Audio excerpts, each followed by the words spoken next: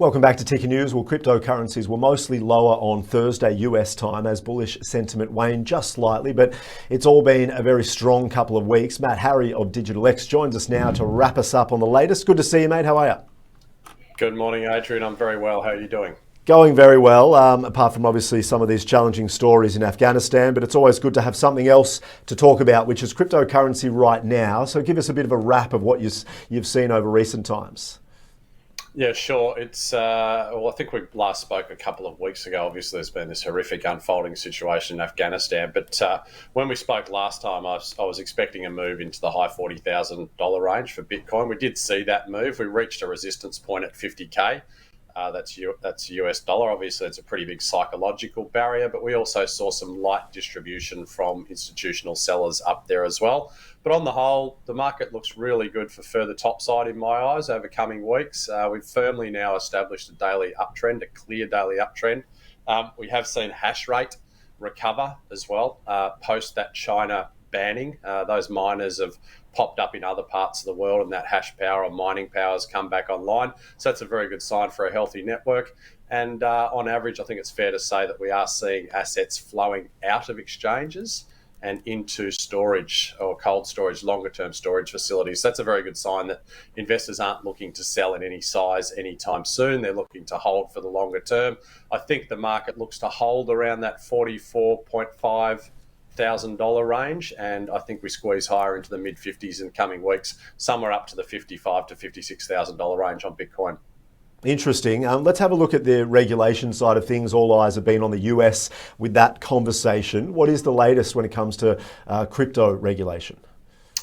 Yes, so the lawmakers in the US have been at it again, which is great because we like to see movement forward around regulation. There was two new bills introduced to Congress this week, effectively giving the CFTC, so that's the Commodities and Futures Trading Commission, greater regulatory control over crypto.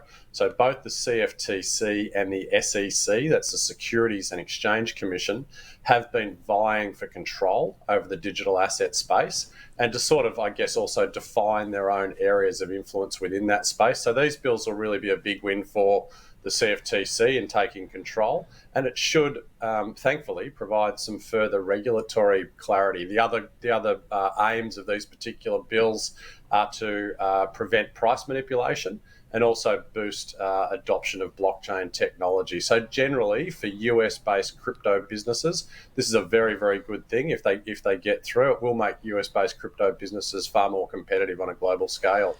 And the other side of the conversation is the NFT space, which is just as interesting. It is a bit manic at some point. How do you connect NFTs right now with the world of cryptocurrency? What's the latest? Yeah, look, it's a really interesting space, and it is absolutely red hot right now. Full speculative mania. The main, I guess, marketplace for NFTs, that's non-fungible tokens, is a website called OpenSea. That particular marketplace took around 3.5 years to clock over its first billion US dollars worth of sales. The second billion US dollars took it 2 weeks, and the third took it a week. So things are absolutely flying at the moment. Unfortunately, though, it's really not the good type of NFT action that we really want to see. It's all really revolving around people minting or producing art and collectible cards. So just basically PDFs and selling them on OpenSea for hundreds of thousands and in some cases millions of dollars. So it's real early stage mania type of stuff. There are some very, very good use cases for NFTs which will bear out in future.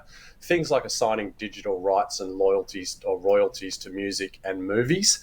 But I guess if the starting point is cartoon penguins and apes with sunglasses on, that's what we've got. That's our starting point. And but it's certainly an interesting space, and we'll see a lot of value come out of it, I think, in coming years. I think more so than DeFi as such.